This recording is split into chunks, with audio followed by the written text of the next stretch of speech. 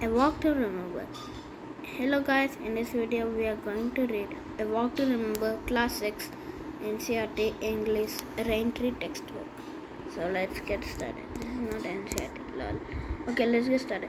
We had breakfast at 4:30 in the morning and started off. We had breakfast at 4:30 in the morning and started off at 5. Our road lay over a mountain from what we had heard in the village. It was one of those who cannot possibly miss. A few miles later, the road divided into three. An old signpost indicated that the road to the left led to a place that we had never heard of. Its other arm, it disappeared. The road to the right, we all agreed clearly, led back again to the village. The old man at the end told us clearly to keep straight on round the hill. Harris reminded us.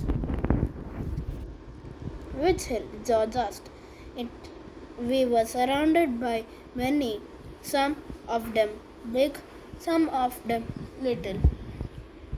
He told us, said Harris, ignoring George, that we would come to a wood. As a matter of fact, a thick wood covered every hill, which George pointed out was very helpful. And he said, muttered Harris, that we would reach the top in about an hour and a half. We looked around us in silence. Well, what shall we do now? What shall we do?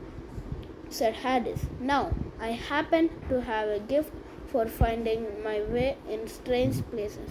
It is not my fault that things, mountains, rivers, and other such obstacles so casually get in my way. I led them by the middle road, but after 3 miles up and downhill, it ended suddenly in a wasp's nest. Well, said Harris, I suppose you are satisfied with it, what you have done. But I'm not. But no one can work without encouragement. Go on your own way. Now I'm done with you both. Well, in that case, said Harris, I would like to use science, which is exact. Now, where's the sun?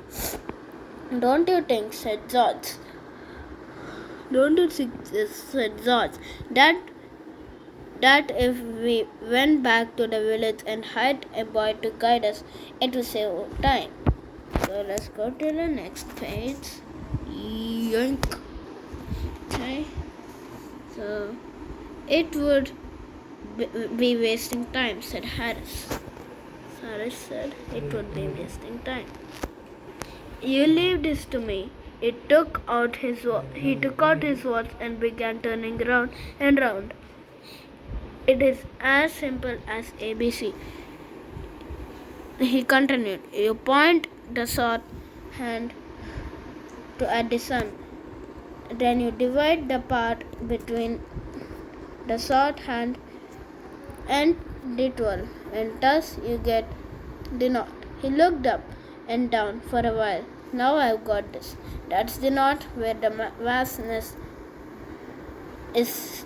Now give me the map. He handed to him and he looked at it carefully.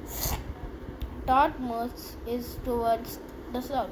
From here, he said finally. What do you mean from here? From here, where we are right at this moment, said Harris. But where are we? It doesn't matter where are we, Harris said. We shall be in topmost before 10. Don't you worry.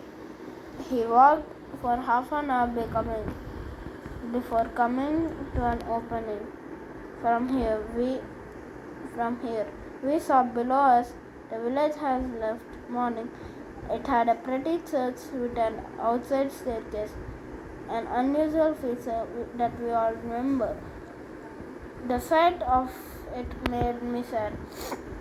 We have been walking for 3.5 hours and we were almost back to where we have started, but Harris was delighted.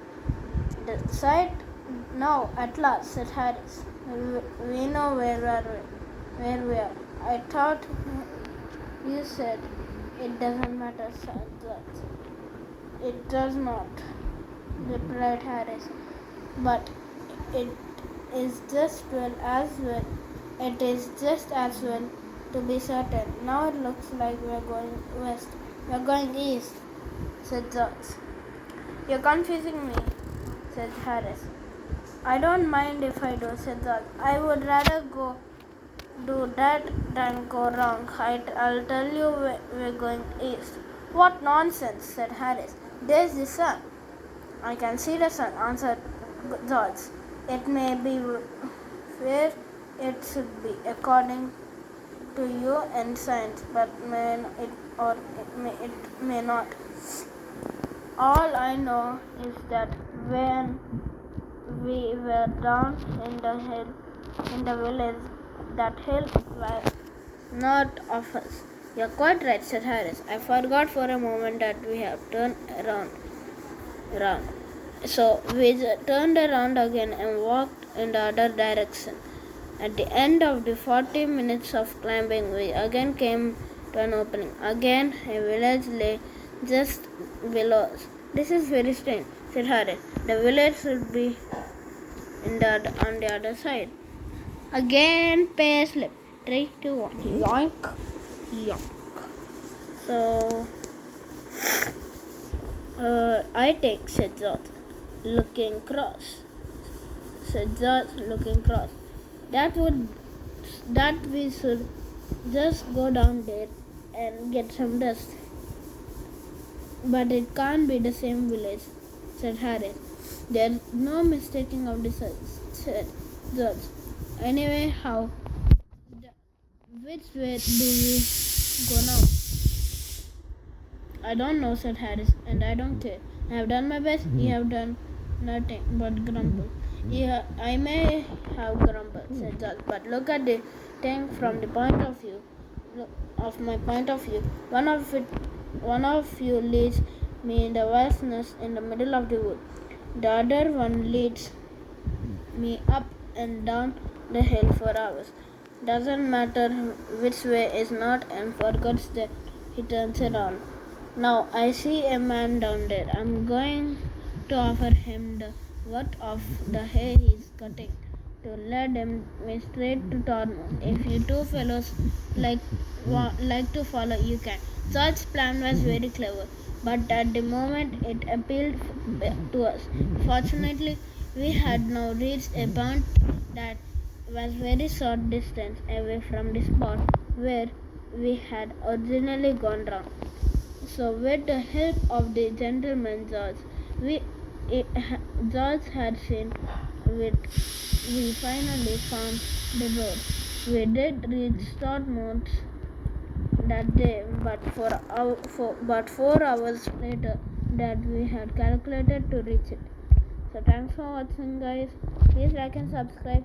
This is a very hard video for me actually, creating video, but I have to spend a lot of time for this video. So please subscribe and like for this video. Bye bye. I don't know who is Harris and who is George.